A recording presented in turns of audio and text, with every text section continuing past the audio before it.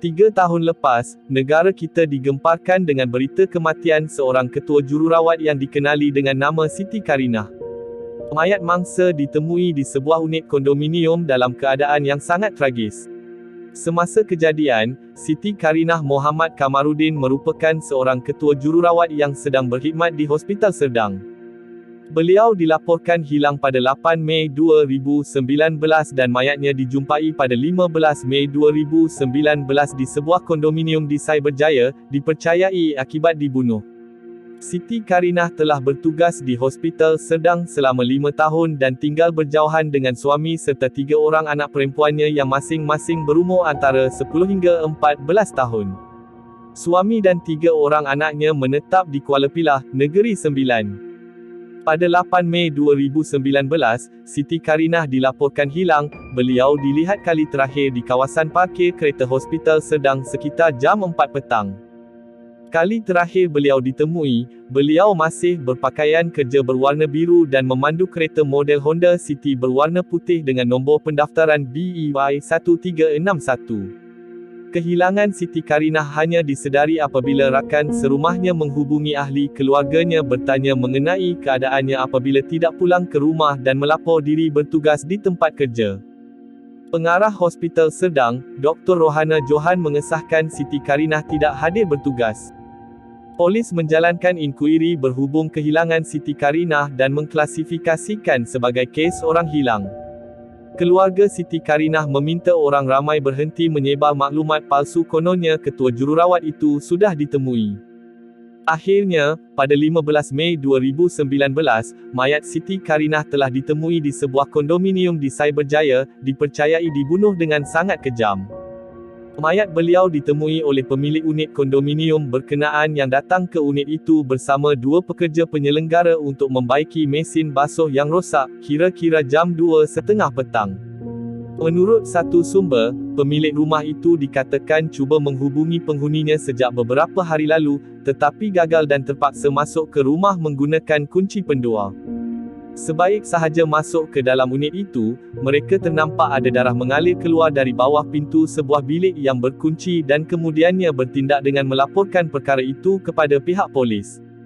Polis menyiasat motif sebenar kejadian dan menolak kemungkinan bahawa mangsa telah dirompak kerana barang berharga milik mangsa tidak hilang dan tiada sebarang kesan pecah masuk rumah.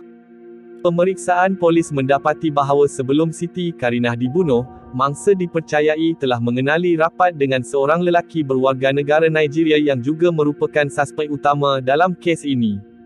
Menurut Ketua Jabatan Siasatan Jenayah Selangor, Senior Assistant Commissioner Fadzil Ahmad, hasil siasatan awal polis mendapati mangsa mengenali suspek menerusi media sosial sejak beberapa tahun lalu. Mayat ketua jururawat itu ditemui terbaring dalam keadaan tidak berpakaian lengkap selain terdapat kesan pada leher, dada dan kepala mangsa di unit kondominium tersebut. Mangsa dipercayai sudah meninggal dunia sejak beberapa hari lalu berdasarkan keadaan fizikalnya yang sudah mula mereput. Mayat Siti Karinah dihantar ke Jabatan Forensik Hospital Serdang untuk dibedah siasat. Hasil pemeriksaan di sekitar kondominium terbabit membawa kepada penemuan beberapa bahan bukti termasuk pisau dipercayai digunakan untuk menikam mangsa. Pada 17 Mei 2019, 2 warganegara Nigeria, seorang lelaki dan seorang perempuan serta seorang lelaki berwarganegara Pakistan telah ditahan reman selama seminggu oleh pihak polis selepas meneliti video rakaman kamera litar tertutup CCTV di sekitar kawasan kondominium yang disewa mangsa. Pada 23 Mei 2019, Mahkamah Majistret Sepang memerintahkan tempoh tahanan reman lelaki Nigeria tersebut untuk disambung sehingga 7 hari, berkuat kuasa dari 24 Mei hingga 30 Mei bagi membantu siasatan kes pembunuhan Siti Karinah. Menurut Ketua Jabatan Siasatan Jenayah Selangor Senior Assistant Commissioner Fadzil Ahmad, tempoh reman wanita Nigeria dan lelaki Pakistan itu juga disambung sehingga 7 hari mulai 23 hingga 29 Mei. Suspek utama kes ini, Alowal Oluwajoen Gilbert, dituduh di bawah Seksyen 302 Kanun Keseksaan yang memperuntukkan hukuman mati jika disabit kesalahan. Mahkamah menetapkan 31 Julai 2019 untuk sebutan semula kes bagi mendapatkan laporan bedah siasat, forensik rakaman litar tertutup CCTV, laporan data telefon bimbit dan laporan kimia. Jenazah mangsa telah dibawa pulang ke Kampung Tengah, Seri Menanti, Kuala Pilah, Negeri Sembilan dan dikebumikan selepas asar. Selepas 3 tahun, akhirnya pada 4 Ogos 2021, Alowal Oluwajoen Gilbert dijatuhi hukuman gantung sampai mati oleh Mahkamah Tinggi Shah Alam selepas didapati bersalah membunuh Siti Karinah Mohamad Kamarudin antara jam 12.41 pagi, 9 Mei 2019 dan pukul 2.30 petang, 15 Mei 2019 di salah satu unit kondominium Third Avenue, Cyberjaya.